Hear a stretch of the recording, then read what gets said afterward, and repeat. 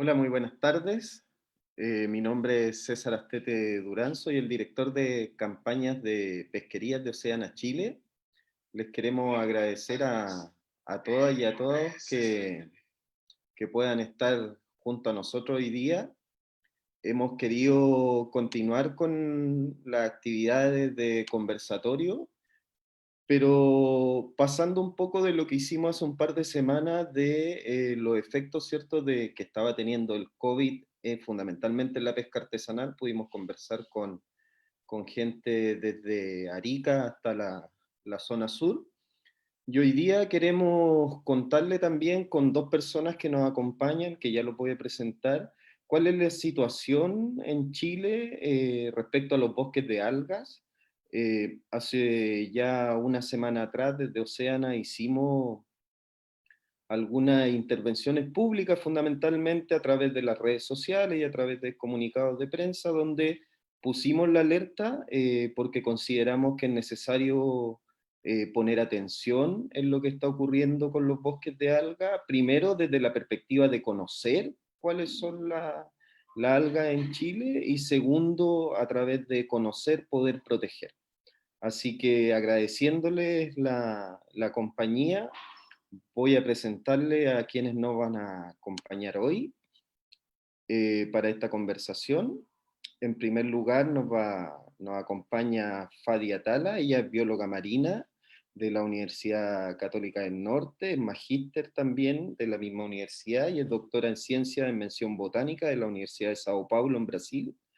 Es académica del Departamento de Biología Marina y directora ejecutiva del Centro de Innovación y Desarrollo Tecnológico en Algas y otros recursos biológicos, también en la Universidad Católica del Norte, y su investigación ha estado centrada en conocer las respuestas fisiológicas y químicas de macroalgas frente a cambios latitudinales, estacionales y de defensa estresores abiótico y biótico, también en aspectos de ecología reproductiva de macroalgas pardas que permitan desarrollar estrategias de cultivo y repoblamiento, y participa en actividades de docencia de pre y posgrado en diversidad biológica de macroalgas y cultivo de algas.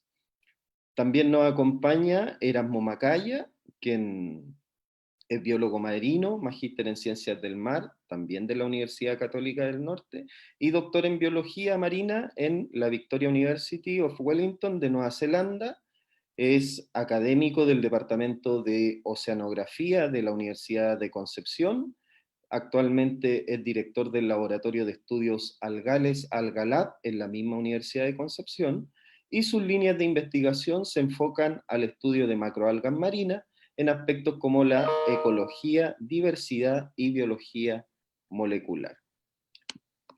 Habiendo hecho esta presentación de los dos investigadores que nos acompañan, quiero en primer lugar darle la palabra a Erasmo Macaya, quien en una diapositiva nos va a hacer una introducción a este interesante tema para que podamos abrir la conversación. Les recuerdo que en la plataforma de Facebook ustedes pueden ir ingresando sus comentarios y preguntas para los expositores. Erasmo, muchas gracias por acompañarnos. Es tuya la pantalla.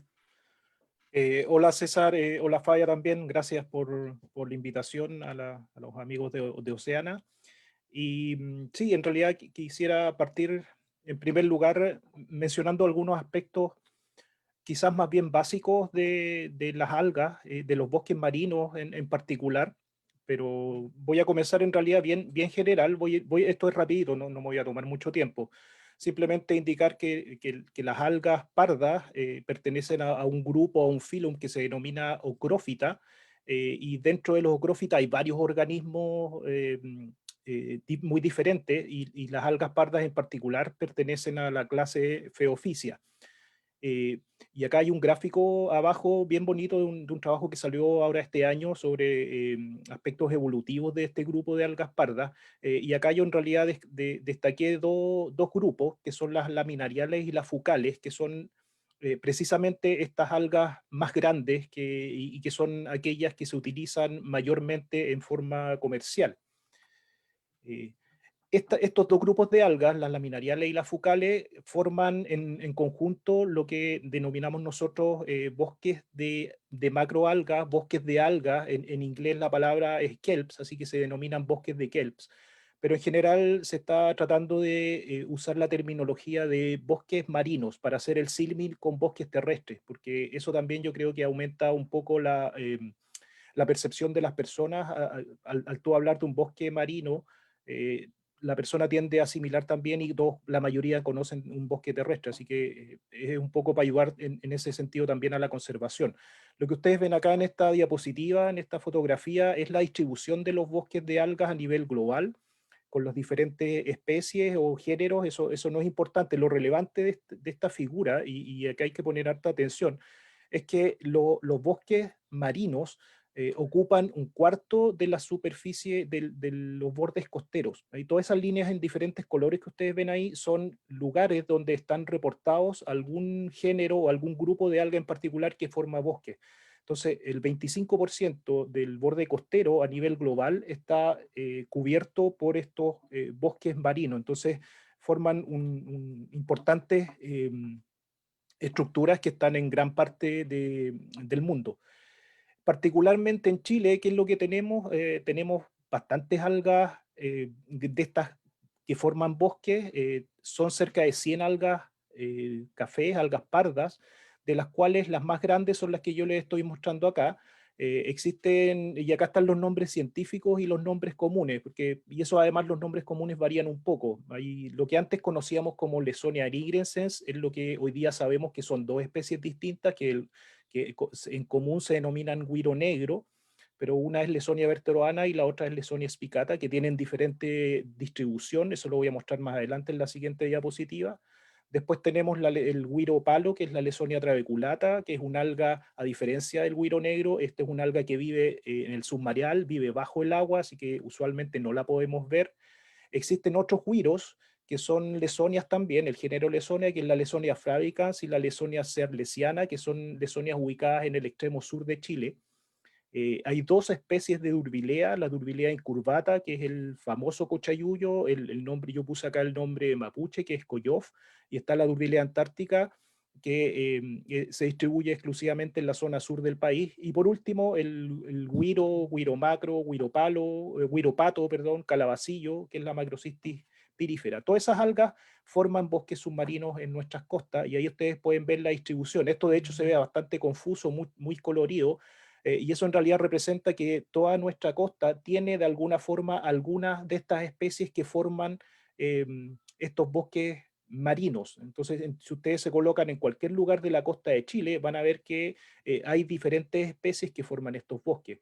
Y acá están las diferentes distribuciones. Por ejemplo, acá no voy a mencionar todas, simplemente alguna, quizás la más conocida, que es el güiro negro, que tiene una distribución, la especie Lesonia verteroana, hasta Coquimbo, y de Coquimbo al sur otra especie que se denomina Lesonia spicata, y así las otras especies ustedes pueden ver ahí con los diferentes colores para la distribución. Lo relevante es mostrar que en diferentes puntos de la costa tenemos distintas especies también de algas pardas coexistiendo. En términos de morfología, estas se parecen bastante, y por eso yo creo que está bastante bien aplicado el término de bosques marinos. Son estas algas pardas grandes, relativamente parecidas a los árboles. Tienen una zona de adhesión. Si bien las algas no tienen raíces, en este caso encontramos una estructura que se denomina disco adhesivo o grampón también, que es la zona de adhesión del alga al sustrato, estas algas grandes. Luego tenemos el símil a lo que sería el tallo en una planta terrestre. En las algas se denomina estipe, que son estas zonas que ustedes ven acá. Yo coloqué acá diferentes especies donde podemos ver esa estructura. Y por último, las zonas aplanadas, y estas zonas aplanadas se denominan láminas. Entonces acá hay diferentes dibujos de tres especies distintas, y ahí yo puse al lado una fotografía para que puedan ver las diferentes estructuras. Cada estructura cumple una función. Si bien toda el alga tiene, de hecho, si uno se fija, normalmente tienen colores muy similares. Eso quiere decir que cualquiera de estas estructuras hace fotosíntesis, a diferencia de las plantas terrestres, donde la fotosíntesis solamente la realizan las hojas. En este caso, cualquiera de estas estructuras puede realizar fotosíntesis. Acá hay una fotografía de lo que normalmente una persona, cuando se acerca a la costa, observa. Esto estamos viendo acá un bosque de macrocystis, de Wiromacro, de calabacillo. Entonces, normalmente las personas no, probablemente tienen que ingresar acá, y eso no muchas personas quizás lo hacen, para poder ver las maravillas que tenemos bajo esta zona, y esta zona se denomina dosel o canopia, igual que en los bosques. Esta es la canopia, es la parte superior del bosque, en este caso del calabacillo. Si uno ahora eso lo mira desde arriba, fíjense que se ve bastante bonito. Esta es una fotografía aérea de un bosque submarino. ¿Y qué pasa ahora si nos sumergimos y buceamos dentro de estos bosques? Comienza a parecerse bastante a lo que es un bosque terrestre. Esa es una visión del bosque ya desde adentro, ¿ya? Bajo el agua. Y esta es una visión de la que probablemente es la más conocida, porque cuando baja la marea nosotros podemos ver esta que es el famoso güiro negro. Estas algas forman bosques marinos, y estos bosques son zonas muy importantes porque albergan una tremenda diversidad. Acá yo hice simplemente un esquema para ejemplificar lo diverso que son los bosques. Hay cientos de especies asociadas. Muchas de ellas reclutan ahí, dejan sus larvas, se van a reproducir a esas zonas, porque son zonas donde las corrientes son más, no son tan intensas, entonces se pueden proteger ahí, además se pueden alimentar. Entonces son zonas bastante diversas e importantes. Y un ejemplo, un par de fotografías acá, algunos organismos que viven entre medio de estas estructuras. Ahí tenemos algunos crustáceos entre medio de estas estructuras de adhesión. Ahí tenemos estrellas, caracoles, y por ejemplo varios tiburones y rayas, que es la fotografía que ustedes pueden ver en el lado derecho. Dejan sus huevos ahí entre medio de estos bosques. Ahí lo que ustedes ven son huevos del tiburón chileno, el tiburón pintarroja, que los deja adosados a las láminas del güiro palo, por ejemplo. Este es un aspecto bien importante que hay que tenerlo en consideración, porque está relacionado con las zonas de crecimiento de estas algas pardas. Si bien se parecen, son muy similares, las diferentes especies que se utilizan en Chile en forma comercial tienen diferente biología. Por ejemplo, la que vemos acá en el lado izquierdo es la morfología, o es un dibujo de la macrocystis, que es el calabacillo o el güiro macro. Vemos que la zona de crecimiento está en la zona superior, mientras que la zona reproductiva, el área reproductiva, está acá abajo, inmediatamente por sobre el disco. A diferencia de los güiros, el güiro negro y el güiro palo, por ejemplo, tienen la zona de crecimiento justo acá en la zona media, ¿ya? Y las zonas de crecimiento, las zonas reproductivas, están ubicadas acá en las láminas. Y otro caso muy distinto es el cochayuyo. El cochayuyo tiene las zonas de crecimiento repartidas por gran parte de la planta, del alga, asimismo las zonas reproductivas y la zona de crecimiento. Entonces, eso es bien importante tenerlo en consideración, porque muchas veces se dice que, por ejemplo, si tú en el güiro, cualquiera del güiro negro, el güiro palo, tú cortas los estipes, es decir, cortas el tallo, esta alga puede rebrotar y puede crecer. Y eso no es así, porque la zona de crecimiento está por sobre el estipe, está por sobre el tallo. Por lo tanto, tú al cortar acá, en esta zona, ahí al medio, el estipe, simplemente estás eliminando las zonas de crecimiento, y además estás eliminando las zonas reproductivas. ¿Ya? A diferencia de la macrocystis, por ejemplo, si tú la cortas acá al medio, se mantienen las zonas de reproductivas. ¿Ya? Entonces, eso es bien importante además considerarlo. Acá tenemos una fotografía de láminas. Estas láminas de las algas, en el lado izquierdo es una lesonia, un güiro palo, y en el lado derecho el calabacillo. Y ahí tú puedes ver una zona oscura, y esa zona oscura son zonas reproductivas. Ahí está lleno de pequeñas células que van a dar posteriormente origen y completar el ciclo de vida. Ciclo de vida que son bien complejos, y ese es otro aspecto bien relevante, sobre todo para el manejo y el cuidado de estas algas. Estas algas tienen ciclos bien complicados. Acá vemos el ciclo de una macrocystis del calabacillo, y tú puedes ver que está lo que nosotros vemos a simple vista, que forman los bosques, que nosotros lo llamamos esporofitos. Liberan unas células pequeñitas, y tienen otra fase, que es una fase microscópica, que se llaman gametofitos, y estos liberan gametos, y recién ahí después se completa el ciclo. Y además se ayudan por unas algas flotantes. Las algas se pueden desprender y pueden flotar, y eso también ayuda un poco a la dispersión. Entonces son ciclos bien complejos. Lo mismo pasa, por ejemplo, con el güiro, los güiro negro, el güiro palo. Es exactamente el mismo ciclo de vida que acabo de mostrar. La diferencia con la anterior es que el güiro no flota, por lo tanto no tiene esa fase de flotabilidad que permitiría poder alcanzar nuevos lugares. Entonces esto es aún más complejo y complicado en el sentido de que si se pierde el güiro palo o el güiro negro, no tiene estas algas que estén flotando que puedan ayudar un poquito a dispersarse, por lo tanto, a que puedan llegar a otros lugares, sobre todo en lugares donde ha sido ampliamente explotado. ¿Ya? El cochayuyo tiene otro ciclo de vida, un ciclo de vida también menos complejo que los anteriores, pero también con fases microscópicas, también tiene las algas pueden flotar. Entonces, eso es bien importante también considerarlo porque la biología hace que el manejo de estas algas sea bien complejo. La biología también y el ciclo de vida que acabamos de ver también hace que sea difícil poder cultivarlo. Bueno, y acá vemos lo que desafortunadamente es casi usual verlo hoy día, todas estas algas que son desprendidas, todos estos bosques que estamos perdiendo con una gran diversidad, no solo el alga, sino que toda esa fauna asociada. Aquí tenemos dos fotografías de diferentes especies, güiro palo y ahora güiro negro.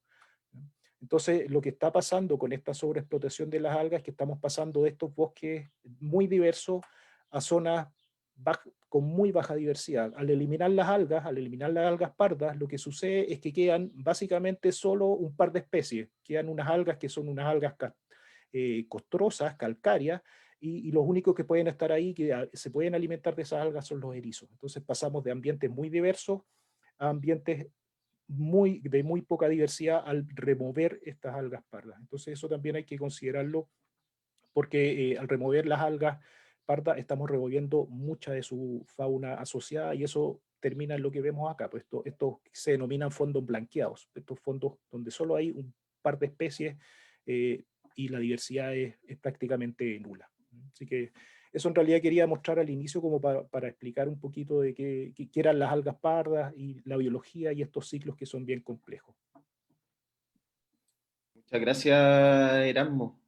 Eh, Mira, yo anoté porque últimamente había una discusión bien interesante, digamos, respecto a la alga y que es importante conocer más también esto de que cada estructura cumple una función.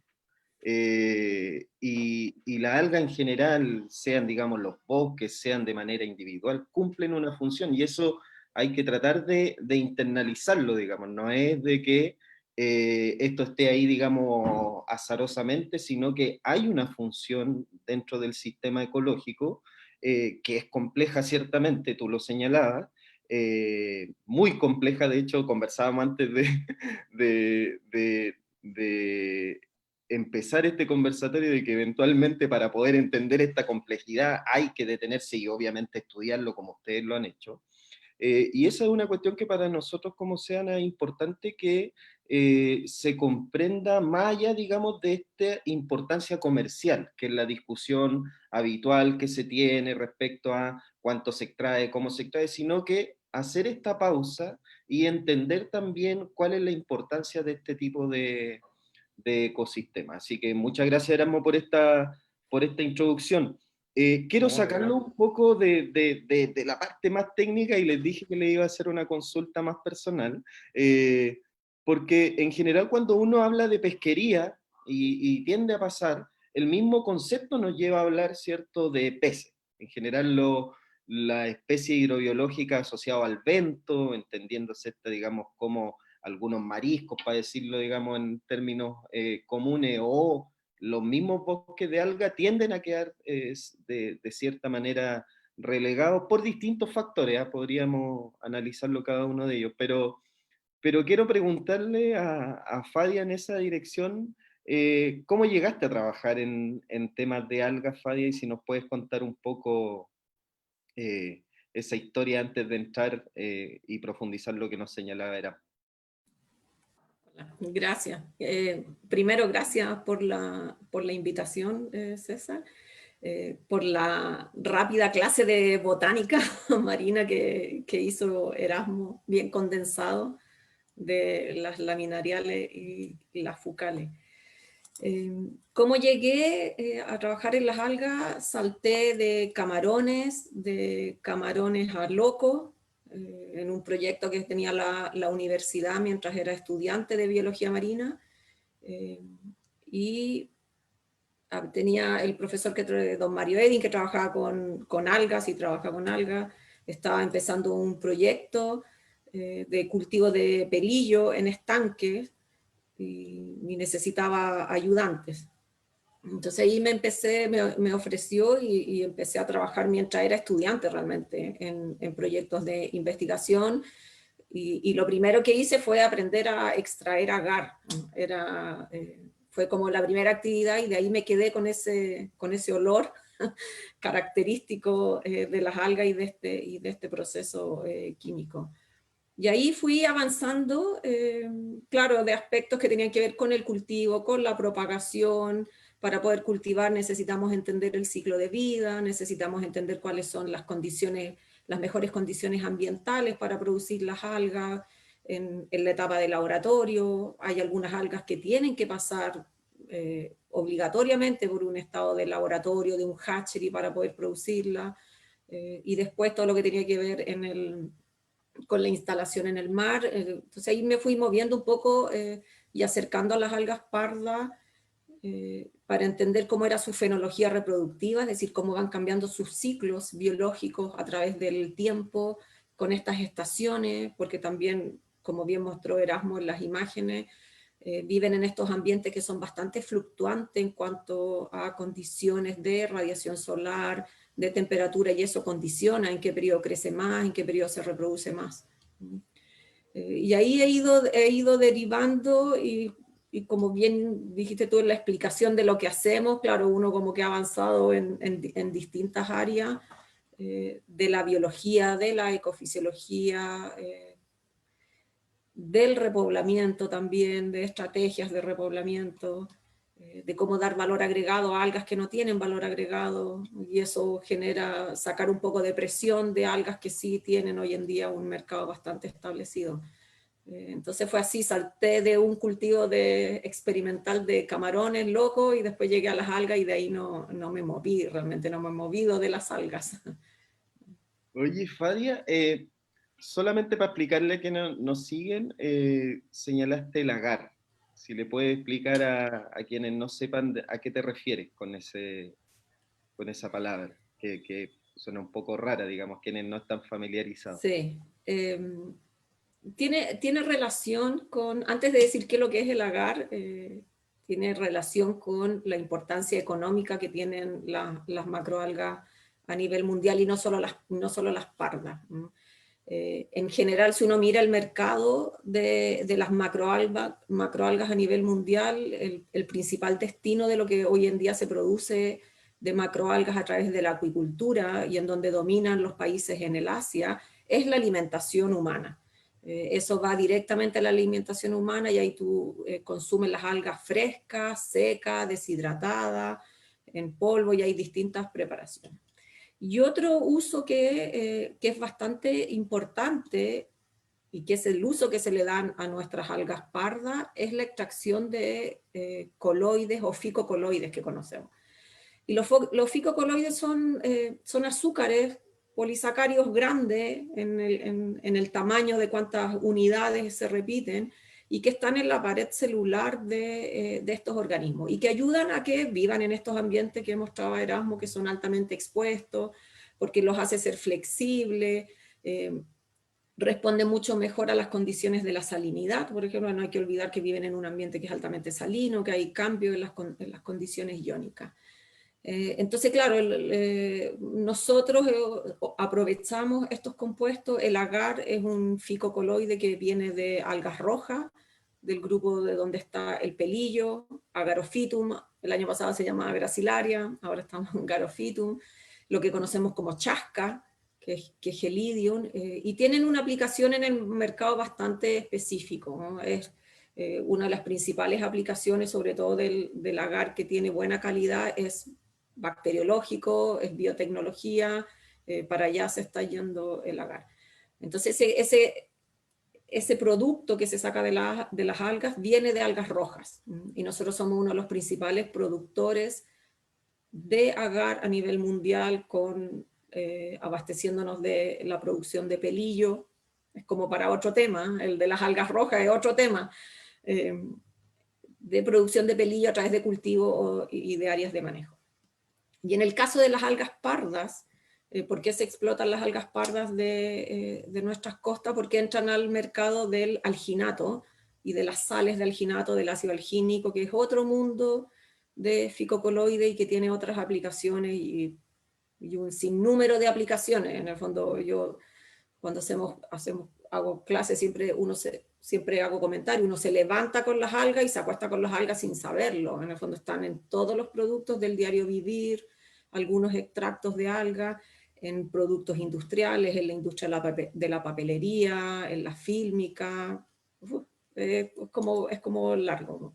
Entonces, claro, hay que diferenciar muy bien los fitocoloides que vienen de algas rojas, y ahí tenemos el agar, el carragenano o carragenina, y los que vienen de algas pardas, que es el ácido algínico y las sales de ácido algínico como alginato de calcio, alginato de sodio, ahí van cambiando.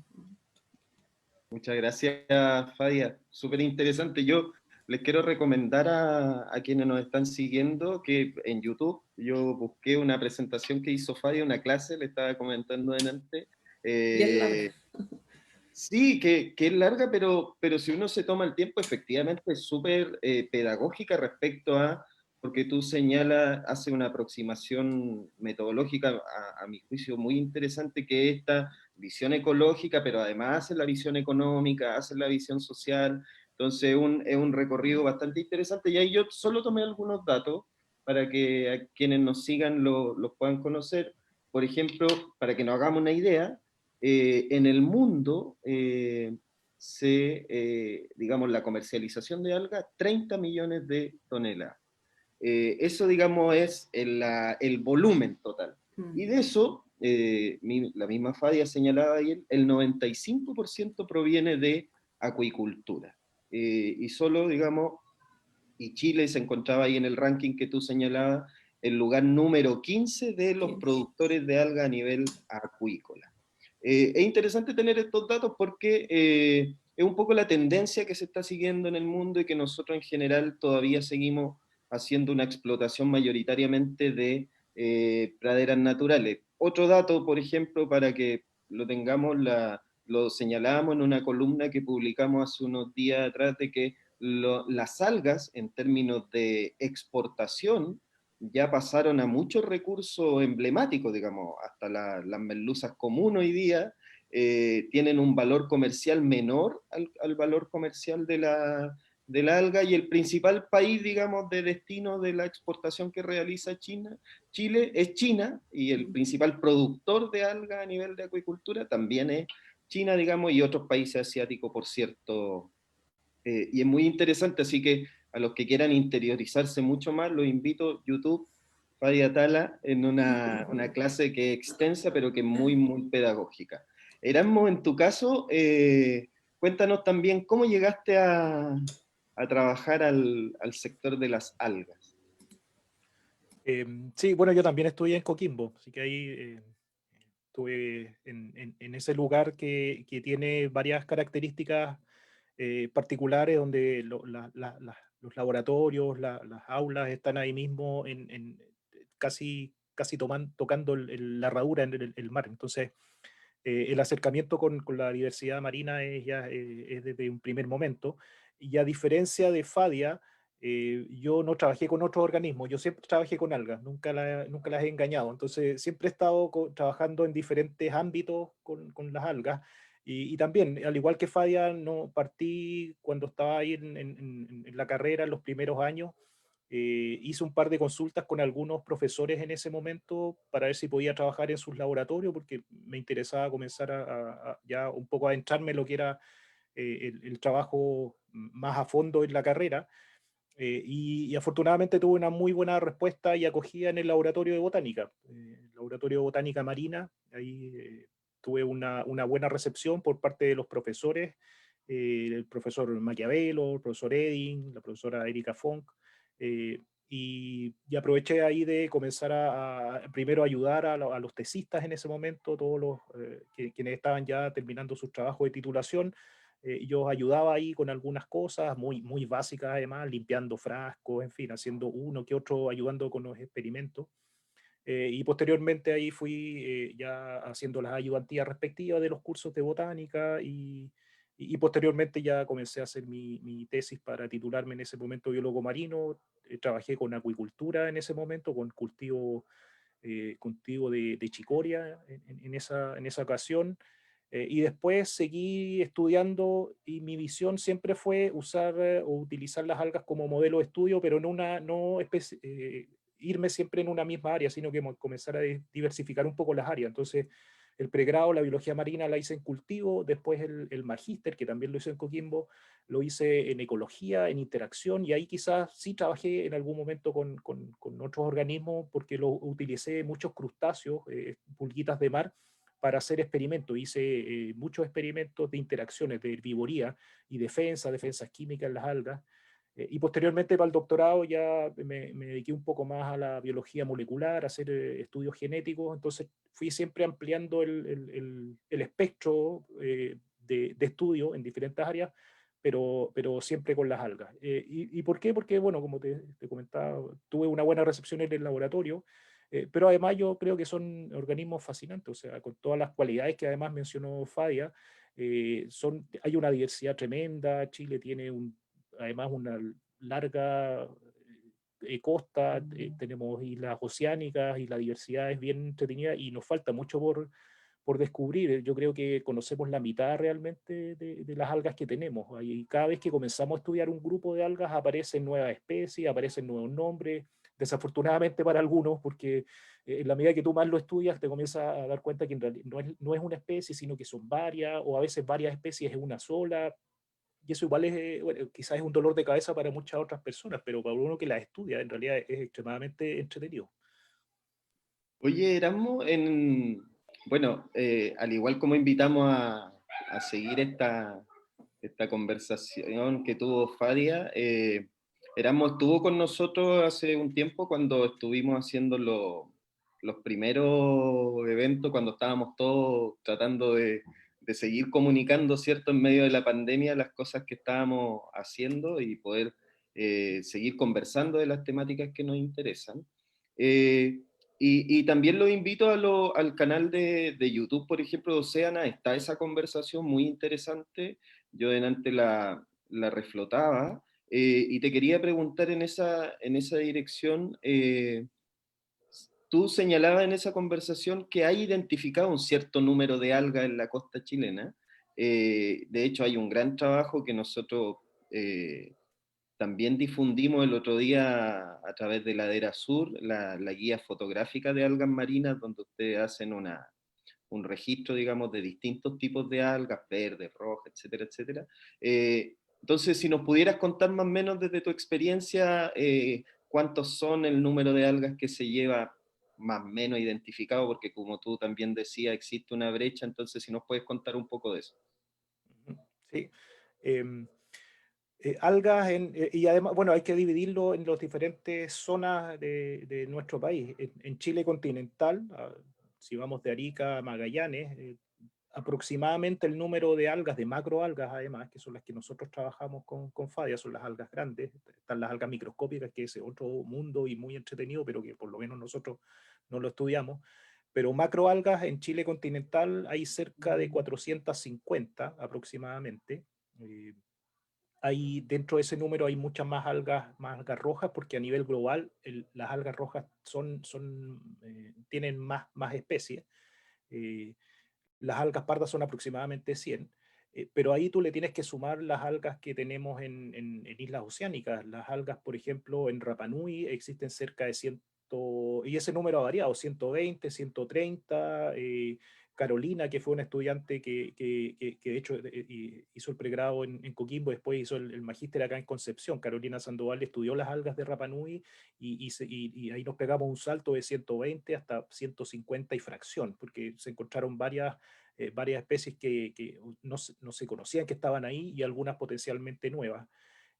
Juan Fernández es otro mundo, es extremadamente entretenido. Yo siempre digo, para mí, de todos los lugares, si tú me dejas elegir, Juan Fernández es el lugar donde yo me iría a trabajar feliz, a describir la biodiversidad, porque yo creo que ahí conocemos un tercio de lo que hay. Ahí hay aproximadamente unas 140 especies descritas y yo creo que probablemente hay 3 veces más ese número, porque expediciones solo para estudiar algas se han hecho 2 o 3, muy poquitas a Juan Fernández.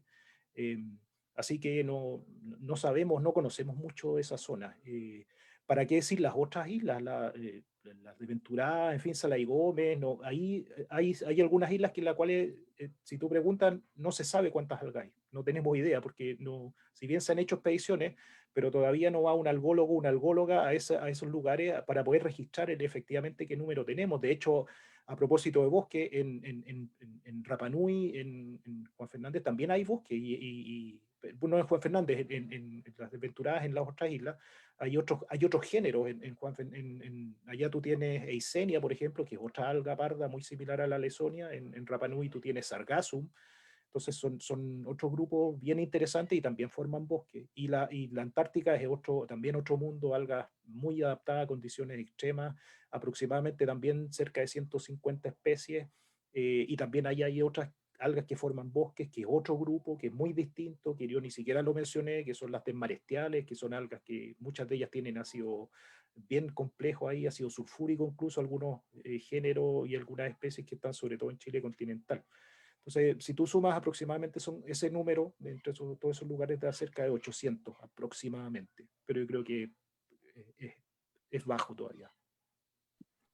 Qué interesante, gracias Erasmo. Hay una cifra, nosotros hicimos un trabajo en Oceana, está digamos en avance, pero solo en peces y en algunos recursos bentónicos, más bien mariscos, todavía no llegamos a la alga, vamos en 108 especies. Que se explotan comercialmente en distintas escalas, ya sea, digamos, muy a escala local o otro muy a escala, digamos, industrial. Entonces, es un número considerable, digamos, de biodiversidad que está, cierto, en las costas de nuestro país, no tan solo, como tú decías, en Chile continental, sino que también en los espacios oceánicos insulares y también en los espacios insulares que están más costeros, digamos. Permítanme hacer una pausa solo para recordarle a quienes nos están viendo, a quienes nos siguen, que estamos conversando con Fadia Tala, académica de la Universidad Católica del Norte, investigadora vinculada a los recursos algales, y también con Erasmo Macaya, de la Universidad de Concepción, investigador también del Alga Lab. Queremos también aprovechar de enviar estoy siguiendo aquí los comentarios de Facebook, hay mucha gente de la Universidad Católica del Norte, le mandamos saludos, una muy buena escuela de biólogos marinos, tengo la suerte de conocer a varias biólogas y biólogos de la Universidad Católica del Norte, un muy buen trabajo. Así que vamos a estar contestando también las consultas que nos van llegando cuando estemos en la etapa de cierre. También quiero mandarle un saludo particular a un amigo pescador artesanal que es de Perú, que también nos está siguiendo, Miguel Plaza, que en general siempre está siguiendo las actividades que realizamos, le vamos contando. En Perú también hay un problema importante con los bosques de algas. Por lo tanto, es una problemática común. Dicho eso, Fadia vamos a ir haciendo un recorrido por distintos temas, en algunos casos vamos a ir saltando de uno a otro, pero quiero consultarte, a tu juicio, ¿cuál es la importancia, por ejemplo, de la alga frente al cambio climático? Que es una cuestión que hoy día se está conversando, la gente está escuchando de esto a nivel, digamos, a nivel político, a nivel comunitario. En general se habla mucho del cambio climático, pero ¿cuál es la importancia de la alga en ese sentido? Mira, depende mucho de la especie, de lo que se ha visto a nivel mundial y acá en Chile es que tú puedes tener algunas especies que responden, que no van a tener problema con el cambio climático y que se van adaptando a los cambios de temperatura, la acidificación no les genera problema porque pueden tomar más carbono inorgánico, entonces hacen más fotosíntesis.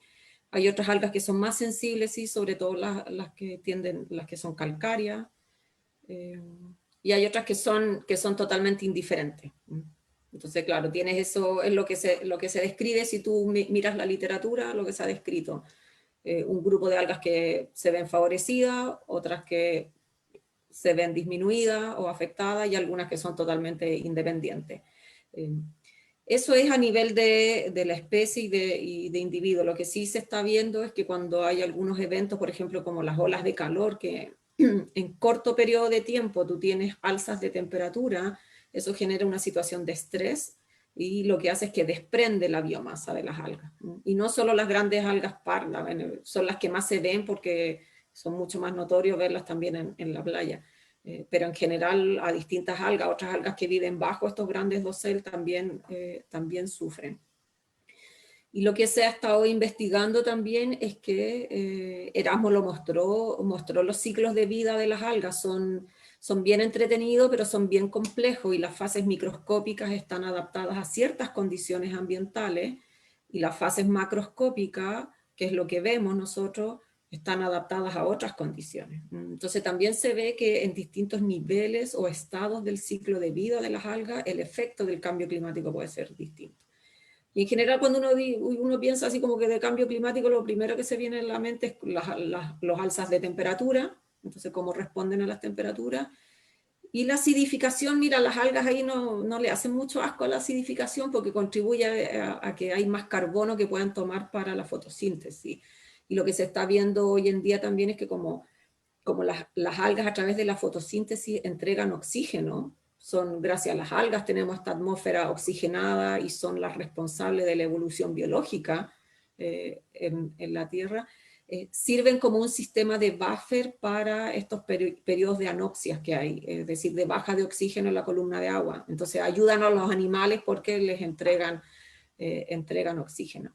Entonces hay distintos patrones que se han estado describiendo con las algas. Y claro, y un poco lo que mencionaba Erasmo, como tienen esta importancia ecológica porque además de ser la base de las cadenas tróficas en los ambientes costeros, son las que estructuran las comunidades porque generan hábitat.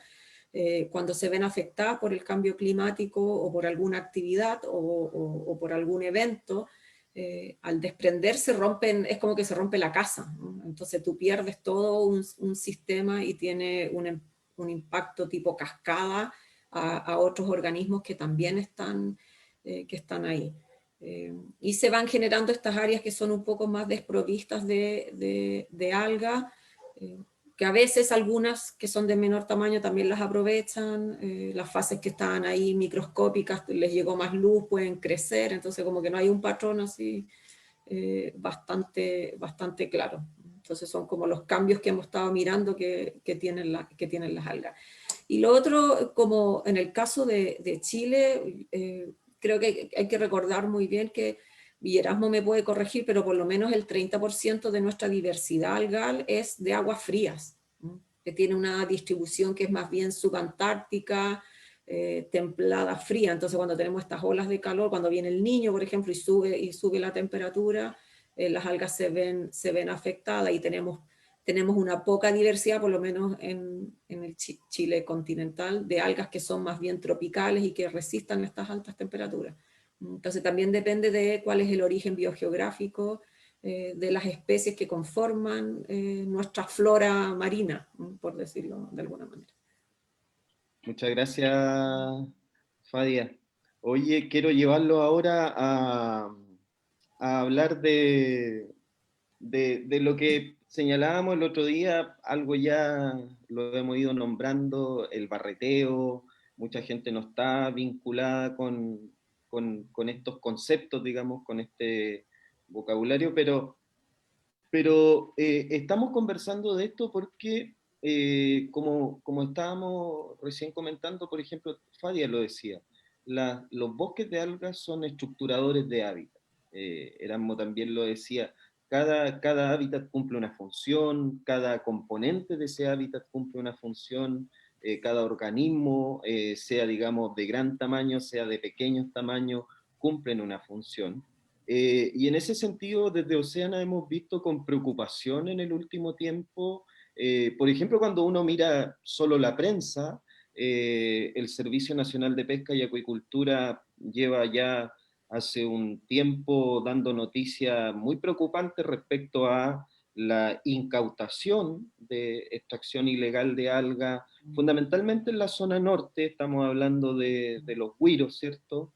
Fundamentalmente de ese tipo de algas. Y es preocupante porque fundamentalmente estamos hipotecando, ¿cierto?, la capacidad de resiliencia de estos ecosistemas y la capacidad de regeneración. Lo decía Erasmo también el otro día, estamos creando ciertos verdaderos desiertos a veces, no tan solo bajo el mar, sino que también en las rocas, porque uno ve, ¿cierto?, que esto es diverso también la fijación que tienen los distintos. Entonces, hay una problemática que es compleja, que así como uno habla de la complejidad, ¿cierto?, de los sistemas ecológicos, en este caso, cuando ya entramos a esta interacción con los sistemas, digamos, donde participa la dimensión humana, ¿cierto?, y donde participa también la dimensión económica a través del mercado, la demanda, etcétera, etcétera, los precios, todo esto ha generado una alarma y como les decía, fundamentalmente a través de esta incautación, esto que ha ido ocurriendo a través de este último tiempo. Erasmo, si nos puedes contar un poco de más detalle en qué consiste el barreteo, para que la gente conozca, es una técnica de extracción de alga, pero ¿en qué consiste? Sí, precisamente es una técnica de extracción. Lo que hay que mencionar que antes, al inicio de esta pesquería, bueno, que en realidad en los 2000 se comienza a hablar de pesquería por estos volúmenes de extracción, pero en general hasta hace algunos años atrás, todo lo que las personas colectaban de las algas en Chile venía de estas algas que varan naturalmente, estas algas que se desprenden producto de las marejadas, por ejemplo, se desprendían, iban a la playa y esas son las algas que las personas colectaban.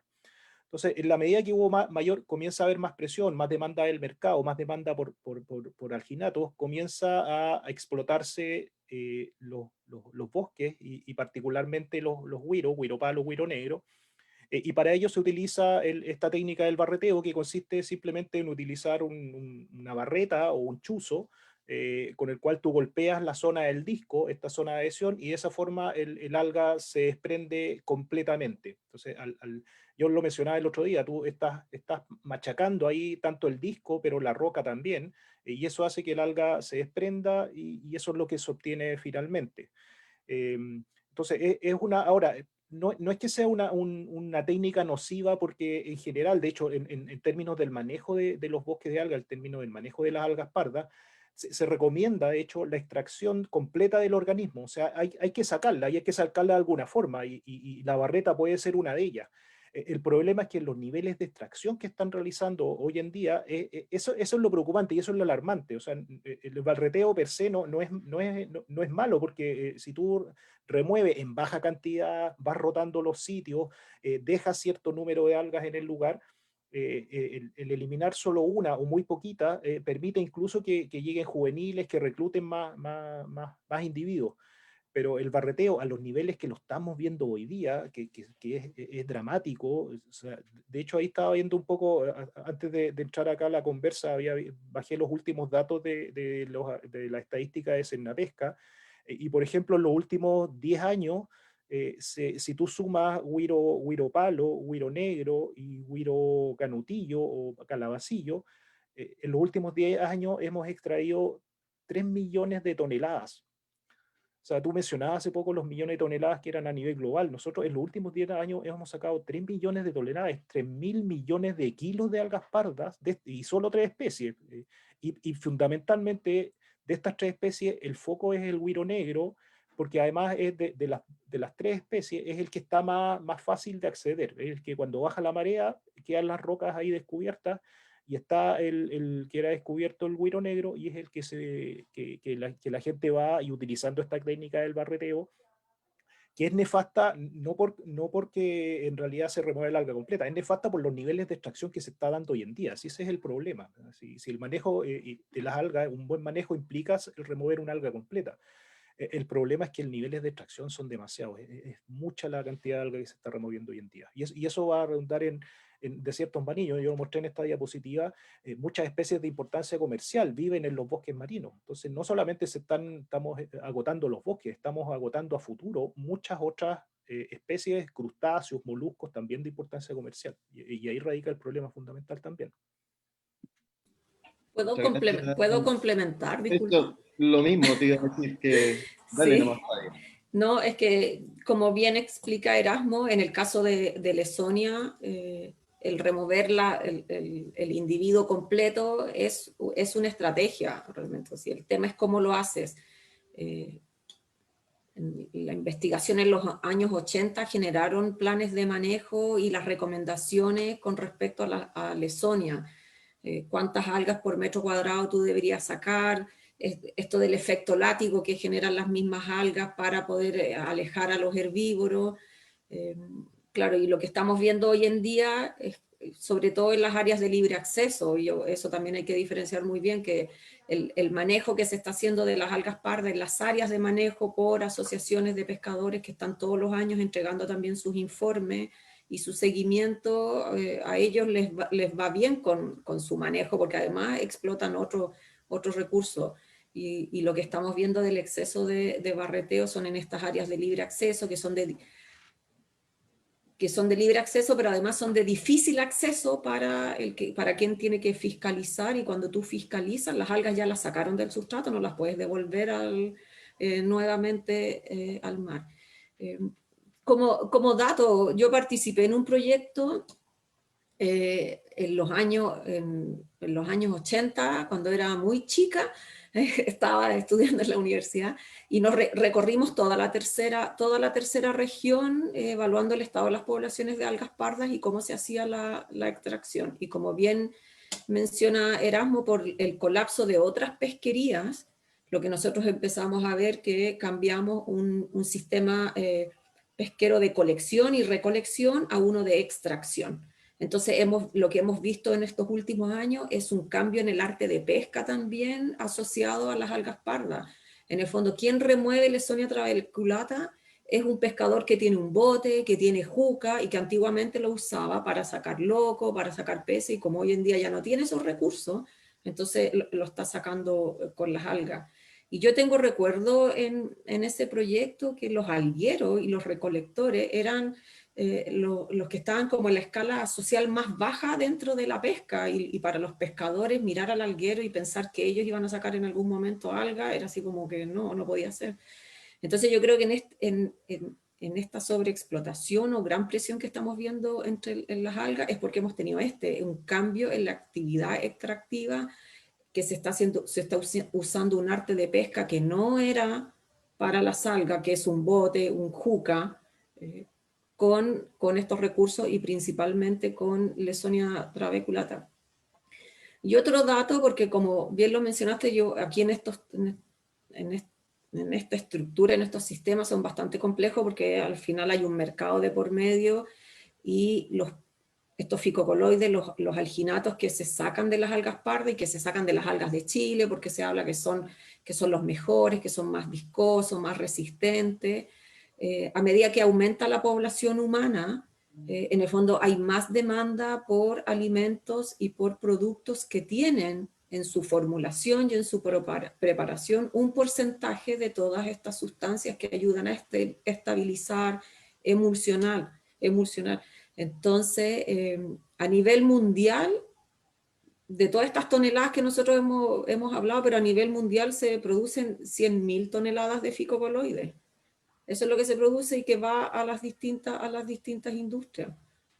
Y se usa de todas las toneladas, se usa 1 millón de toneladas de alga al año para estos ficocoloides. Todo el resto se va para la alimentación humana. Entonces, si crece la demanda en el mercado, está creciendo la demanda por estos recursos, porque además también no hemos encontrado sustitutos. Si tuviéramos sustitutos de estas moléculas, no hay alginato sintético. Son todos orgánicos. Hay algunas bacterias que producen alginato, pero no a la escala como lo puedes obtener de las algas pardas. Entonces ahí tenemos un desafío, cómo vamos buscando sustitutos de estas moléculas, mirando otras algas que hoy en día no tienen una importancia económica o tienen una baja importancia económica. Entonces eso permite relajar un poco la presión que puedas tener sobre estos recursos, que es el principal problema que estamos viendo. Por eso lo sacan, porque hay un mercado, porque hay una demanda. Si no, no lo sacarían. Sí, efectivamente. Bueno, como te decía, esta aproximación interdisciplinaria, etcétera, etcétera, es absolutamente necesaria porque están interconectados los sistemas.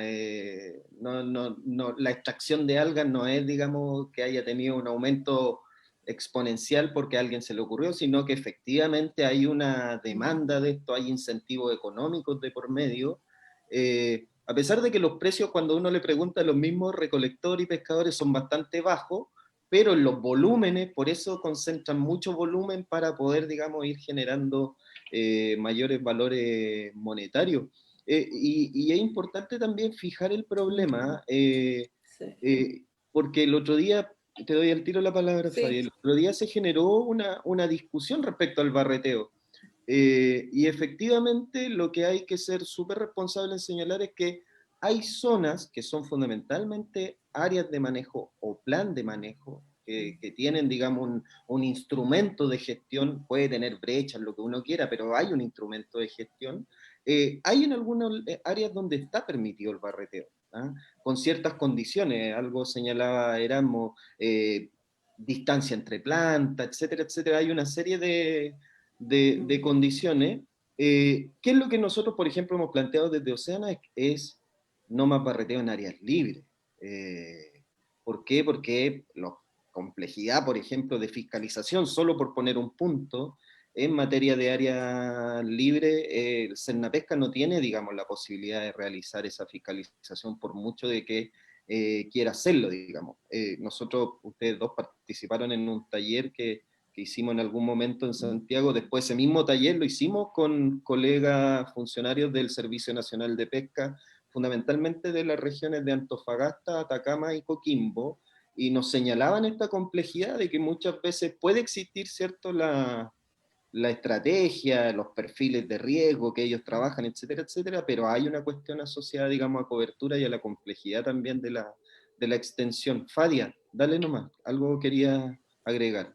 Sí, creo que ya se me fue, pero un poco también cuando mencionaste el tema del precio, hay que entender cómo es la cadena productiva. No es el alguero o el pescador y se exporta. En el fondo hay eslabones entre medio y los que exportan a nivel nacional no deben ser más de 10 empresas. Y tú tienes a los algueros repartidos por toda la costa de Chile. Entonces hay que entender también cómo se va estructurando esa cadena y claro, lo ilegal y la fiscalización se está haciendo en el que extrae, pero él no es el que termina exportando. Entonces, de alguna manera, hay que generar los incentivos de regulación o de fiscalización en cada uno de los eslabones que forma esta cadena. Eso es lo que tiendo a pensar yo, sobre todo en esta costa tan extensa que tenemos regiones en donde la Panamericana, la carretera 5 Norte, no está pegada a la costa, sino que está hacia el interior. Entonces te cuesta, tienes acceso mucho más difícil para ir a fiscalizar. Entonces creo que más complejo se vuelve aún cuando tienes todos estos eslabones. No, Sí, pero sí, es necesario efectivamente poder identificar esta cadena, porque si no uno va generando, digamos, cuestiones parciales que no resuelven el problema, digamos, si no tenemos esta identificación de la cadena. Erasmo. sí, no, en realidad yo quería mencionar que, claro, o sea, este es un problema que es complejo porque tiene muchas aristas diferentes en términos biológicos, ecológicos, lo que yo mencionaba, lo que habló también Fadia respecto del diferente comportamiento que tienen las algas, la forma de reproducirse, etcétera.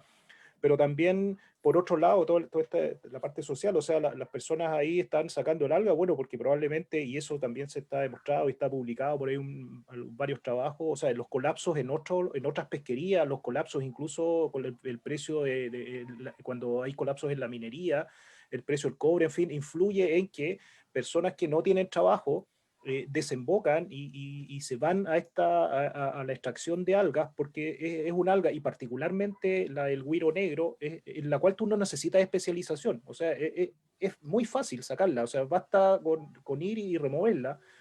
Por lo tanto, y esas personas que, claro, que la remueven, la sacan, la secan y se la venden a un intermediario, y esa persona a veces se lo venden a otro, que es el que recién lo entrega a la empresa, y esta empresa además lo pica y después lo envía. Entonces, claro, ahí son varios eslabones, como mencionaba Faya, y esos son importantes, porque como tú también lo decías, o sea, si claro, el barreteo es el primer paso para obtener el alga, pero esta alga desemboca y termina en una empresa que es la que lo va a exportar. Entonces, el problema es súper complejo. La fiscalización es imposible, o sea, ¿de dónde? No existen los recursos, y aunque los hubiera, ¿qué? Vamos a tener drones para andar ahí mirando toda la costa, son 6.000 kilómetros, y si te vas en el perímetro es mucho más. Entonces es complejo, no es fácil el asunto de tomarlo. Ahora, lo que sí sabemos, y eso nos ha dado la investigación e incluso fenómenos naturales, es que lo que sí sabemos, y eso está claro, es que cuando los bosques desaparecen, particularmente los güiro negro, güiro palo, cuando esos bosques desaparecen, es muy difícil que vuelvan a aparecer nuevamente, porque su ciclo de vida es complejo, no tienen estas algas que pueden flotar y a lo mejor de otros lados llegar algas para reclutar ahí. Como eso no lo tiene el güiro negro y el güiro palo, esas algas, esos bosques que desaparecen, cuesta mucho que se puedan recuperar. Ya hay ejemplos con lo que ha pasado con los fenómenos del Niño anteriormente, en los años 80, en los años 90, cuando está documentado que bosques desaparecen, y hay zonas en el norte de Chile en que luego de 20 o 30 años los bosques no reaparecieron una vez que fueron eliminados por causas naturales. El fenómeno del Niño aumenta la temperatura, estas algas son muy susceptibles a los cambios de temperatura, un par de grados sobre el promedio, y los bosques desaparecen. Y nosotros eso ya lo hemos visto, o sea, ya hemos visto que bosques que desaparecen por causas naturales, después cuesta mucho que se vuelvan a recuperar, particularmente güiro negro y güiro palo. Entonces, lo que está pasando ahora es un fenómeno, en este caso, una extracción por efecto de pesca, que va a provocar lo que ya sabemos que pasa en el norte, al menos, que los bosques no se van a recuperar, particularmente en güiro negro y güiro palo. Absolutamente. Quiero llevarlo a la última parte, estamos un poquito pasados, pero Sí, pero yo quería hacer, es que dale estoy nomás, bien. Fabián, dale Sí, es nomás. que estoy viendo un comentario ahí en el chat de David Misabovich, no sé.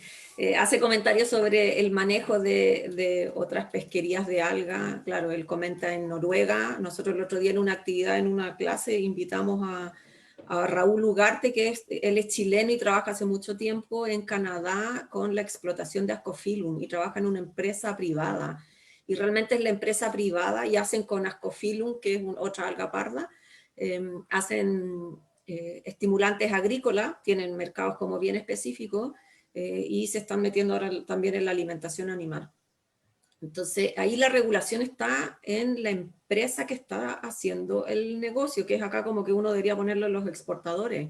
Y ellos tienen que demostrar año a año, tienen la costa dividida, tienen rotación de áreas que se cosechan, se dejan cerradas por lo menos 10 años, no remueven más del 25% de la biomasa que tienen disponible. Ellos anualmente tienen que demostrar que están generando empleo y que están cuidando además el medio ambiente, porque tienen que estar haciendo evaluaciones. Entonces yo creo que uno podría mirar un poco, Noruega también lo hace, cómo en el caso de las algas pardas también se está generando algunas estrategias de manejo y que llevan bastantes años.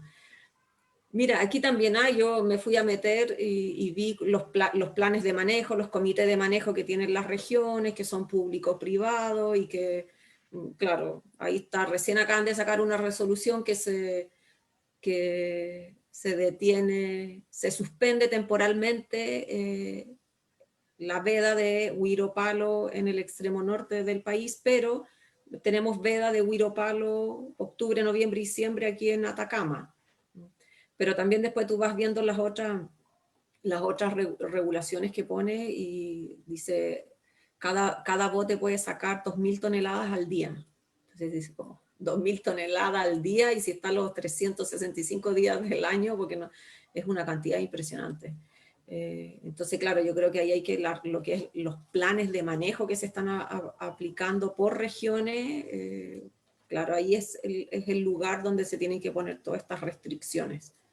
Ahora, es muy difícil, también alguien comentaba, es muy difícil cuando tú ya tienes el alga en la playa, poder determinar si es que, aunque no tanto, las que son barreteadas, la forma del disco es totalmente distinta a la que se soltó naturalmente y que estuvo un tiempo en la ola y golpeando con las rocas, entonces que el disco se vuelve más suave, más circular.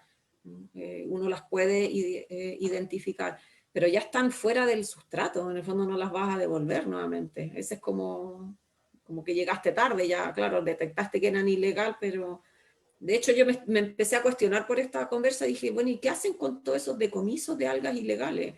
¿Pasa como con cualquier producto ilegal que lo tienen que destruir y lo queman? Y ahí como que es tarea para la casa, tengo que averiguar muy bien porque quedé con la incógnita. Cuando dicen que tienen 1 tonelada de güiro negro ilegal, ya bueno, pero ¿y después? ¿Dónde se va ese güiro negro?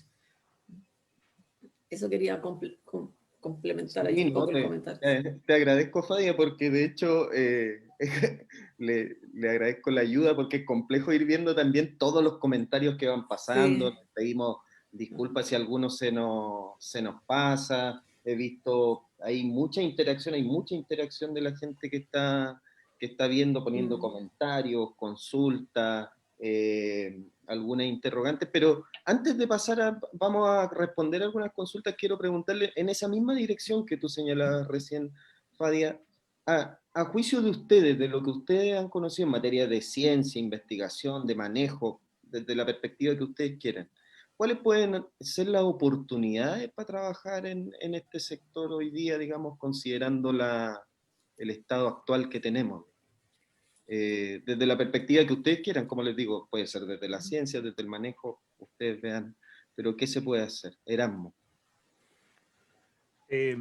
Sí, bueno, si tú preguntas a mí, yo te diría que más investigación, claramente, porque es lo que uno hace finalmente, pero yo creo que eso también deriva en otras cosas, porque pueden ahí aparecer, o como mencionaba Fadia, pueden aparecer ahí otros compuestos que tengan también en relevancia en algunas algas y varias especies que no las hemos investigado.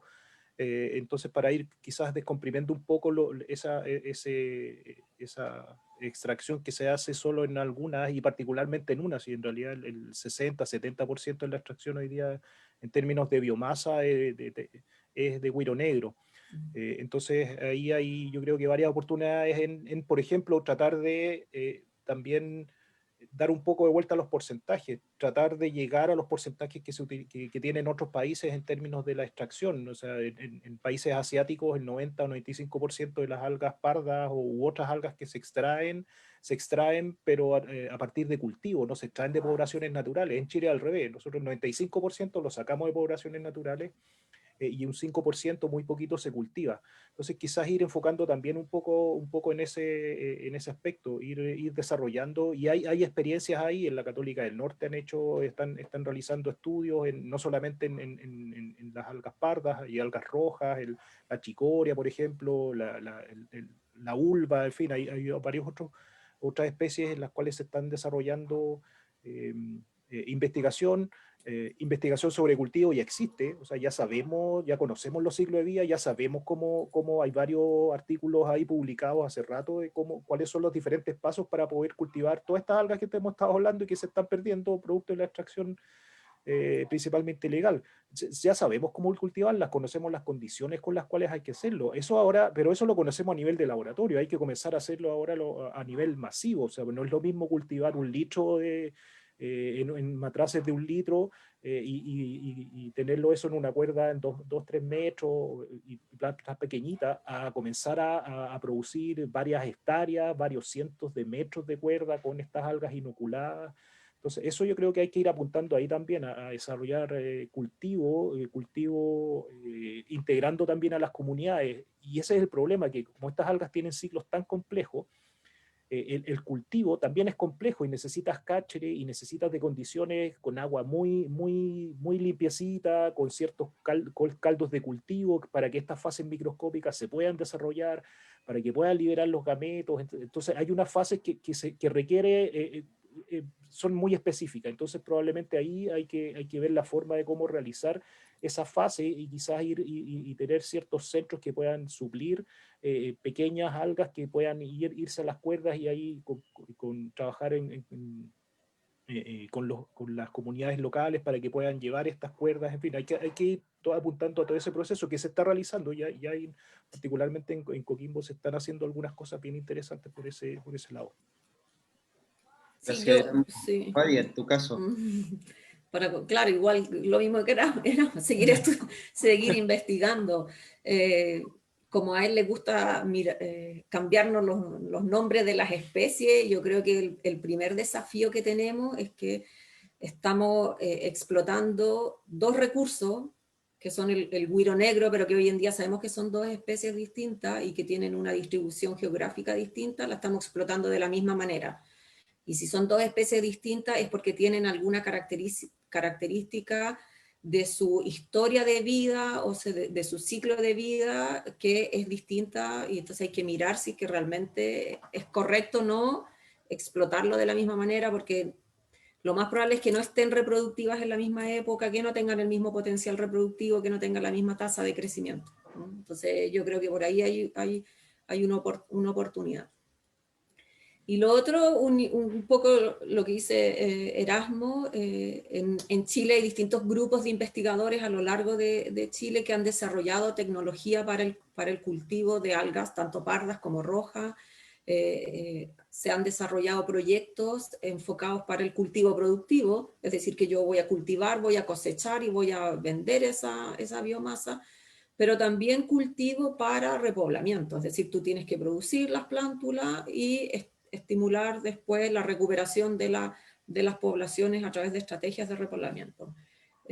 Ahí estamos trabajando con una colega, con Alejandra González de la Universidad de Chile, estamos trabajando y estamos empezando ahora el segundo proyecto de cultivo de algas quiméricas de Lesonia para repoblamiento, apostando a aumentar la variabilidad genética, lo que se está viendo a nivel mundial en todo lo que tiene que ver con la conservación y la restauración de hábitat, porque no es solo repoblar el individuo o la población, sino que como tú restauras todas las funciones ecosistémicas que entregan estas especies. Y ahí lo que se está viendo es que tú ese proceso de repoblamiento lo tienes que hacer aumentando la variabilidad genética de los individuos que estás usando, porque están mejor preparados para responder al cambio climático y a las variaciones del ambiente. Entonces ese yo creo que es un desafío de cómo este conocimiento biológico que tenemos de las especies que hemos ido conociendo lo podemos aplicar. Por supuesto que hay después tenemos otro desafío que es cómo lo incorporamos en el ambiente natural. Aquí en la zona norte, donde crece Lesonia, es de alta exposición al oleaje, entonces ahí tenemos que conversar con ingenieros, con geólogos que nos digan qué tan dura es la roca, en qué roca sí, en qué roca no, entonces hay que hacer un trabajo multidisciplinario, pero deberíamos, el manejo también tiene que ser cómo incorporo nuevos componentes genéticos en las poblaciones y empieza a haber un repoblamiento natural a través de la producción de propágulos, cuando tú generas focos con biomasa que termina estando reproductiva y que entrega propágulos a las zonas adyacentes para que exista este reclutamiento natural. Y manejo, vuelven a mencionar ahí un poco esta persona que escribe, alguien que escribe en inglés, lo que hace, claro, esta empresa Acadian en Canadá y que está liderada, el manejo del recurso está liderado por un chileno, en el fondo ellos vienen trabajando hace bastante años, entonces también ahí hay que mirar. Y la búsqueda de recursos alternativos, nosotros estamos mirando algas varadas, por ejemplo, que los municipios costeros destinan recursos para tirar esa biomasa a vertederos. Bueno, sabemos que es rica en moléculas bioactivas que pueden tener múltiples aplicaciones también. Pero no vamos a hacer, ojo, no vamos a hacer cultivo para producción de alginato, eso no es rentable, eso se puede hacer cultivo, pero para un uso mucho más sofisticado, que tú produces menos biomasa, pero el mercado de destino de esa biomasa es mucho más sofisticado que el alginato. La extracción del alginato es bastante bruta y contamina el medio ambiente y usa mucha agua, y por eso no estamos llenos de plantas de extracción de alginato acá, y están en China. Eso es algo que hay que considerar. Sí, absolutamente. Oye, mira, para cerrar voy a tomar sí o sí, porque obviamente no nos están siguiendo todas, dos consultas de las personas que están participando.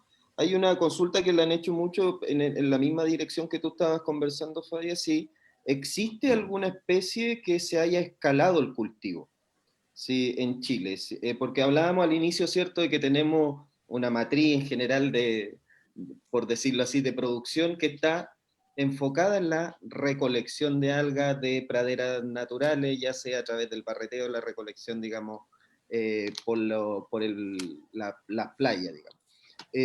Pero los otros países están en la otra tendencia. Entonces, en Chile, ¿qué iniciativas se han hecho? ¿Hay alguna especie que se haya escalado en general o es muy incipiente todo?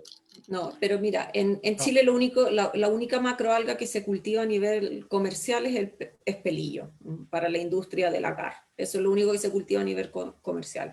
El resto y las algas pardas, siempre han existido proyectos o iniciativas público-privadas con el Estado, con financiamiento fuerte del Estado para hacer transferencia, cultivos con pescadores, con algueros. Creo que lo más grande que se ha dado en el cultivo es en Macrocisti, claro, en Puerto Montt, ahí plantaron 50 hectáreas con el doctor Alejandro Buchmann, ahí hay un equipo de trabajo que también lleva Pero era harto para tiempo. biodiesel además, no era para tampoco Claro. alginato.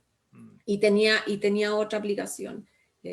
Ahora, yo creo que no hay que olvidar que, por ejemplo, China, que es uno de los países que produce una alta cantidad de biomasa en cultivo, los hatcheries están subvencionados por el Estado. Y es el Estado el que mantiene hatcheries con investigadores que están desarrollando cepas, que están estudiando las enfermedades de las algas, porque las algas también se enferman y tienen plagas, y producen las algas ahí y después se las pasan al sector artesanal y los pescadores que las engordan en el mar y después las procesan. Entonces el Estado está ahí haciendo esa inversión. Tú no vas a tener a los algueros a cargo de un hatchery produciendo plántulas.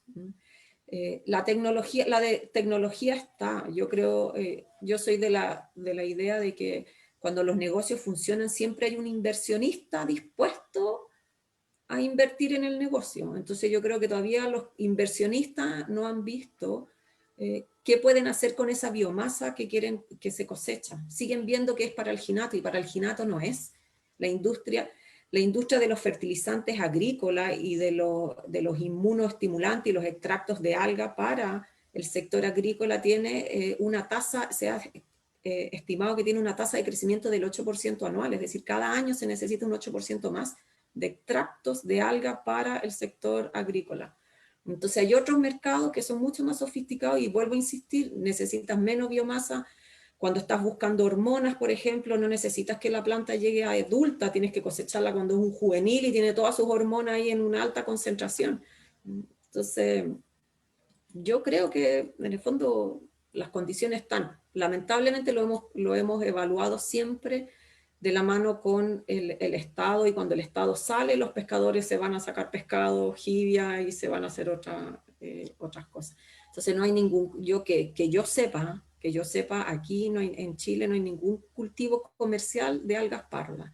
Pero sí hay iniciativas en Estados Unidos, en Noruega, en Irlanda, pero no porque están plantando 50 hectáreas, tienen una o dos líneas con algas y las usan para la alimentación local, es decir, para el consumo ahí, no pensando que van a exportar a China, sino que es para consumo más bien local. Entonces ahí produces menos biomasa. Claro, y el alga es Gracias. distinta también, la que se produce por cultivo. O sea, no es lo mismo, por ejemplo, sí, la tecnología existe y todo, pero no es lo mismo cultivar un güiro negro o un güiro palo en balsa flotando, en cuerda, al que vive ahí en la roca donde está pegando a la ola, porque claro, producen azúcares distintos también, ahí Javier lo mencionaba, o sea, no es lo mismo, claro, los azúcares de un alga que está en el ambiente Sí. natural versus aquella que está en una cuerda donde el movimiento es menor, entonces desarrollan la química es muy distinta, entonces claro, yo creo que ahí está relacionado con un poco con lo que menciona Faya, o sea, Sí, en pues. lugares donde se producen, se producen para consumo local, no son tampoco grandes extensiones, entonces va por ahí también un poco el asunto. Sí, y la morfología de las algas también, nuestras lesonias y nuestras laminariales tienen estos discos que son así robustos y que hay varios individuos que han ido coalesciendo y se han unido, y las laminariales del hemisferio norte tienen un disco así pequeño, y de hecho entre Irlanda y Noruega usan embarcaciones para sacar laminaria. Un sistema que se llama Scooby-Doo, que se mete un fierro así y la suelta fácilmente del sustrato, porque son discos pequeños. Entonces también la morfología es distinta y ahí hay que entender un poco la biología y cómo están creciendo. Erasmo y Fadia, quiero agradecerles de verdad Hay que por hacer el otra sesión. tiempo. Vamos a hacer otra sesión porque nos quedaron varias cosas, varias consultas interesantes también. Ahí lo señalaba, bueno, tú, Fadi, algunas consultas, el mismo Erasmo, han ido también contestándose algunas a medida que vamos avanzando en la conversación, pero sin duda es una temática que tenemos que seguir conversando, la complejidad de este tema. Yo quiero decir una cuestión solamente a título personal, pero esto no es una cuestión, digamos, contra la Subsecretaría de Pesca, contra el Servicio Nacional de Pesca.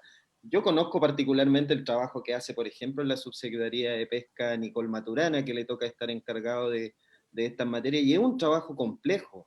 Lo que nosotros intentamos hacer con este tipo de acciones, con las denuncias que realizamos, es en general tratar de acercar que se vayan teniendo soluciones, tratar de colaborar, de que las comunidades costeras puedan, digamos, ser consideradas, que la ciencia pueda ser considerada en la toma de decisiones, y es fundamentalmente eso lo que hacemos, así que les quiero de verdad dar las gracias por el tiempo que se han tomado, ha sido una conversación bien extensa, y nada, les doy la palabra para que puedan decir una última cosa, y yo después cierro y despido a quienes no han seguido, así que de verdad muchas gracias y vamos a seguir conversando de esta temática tan relevante.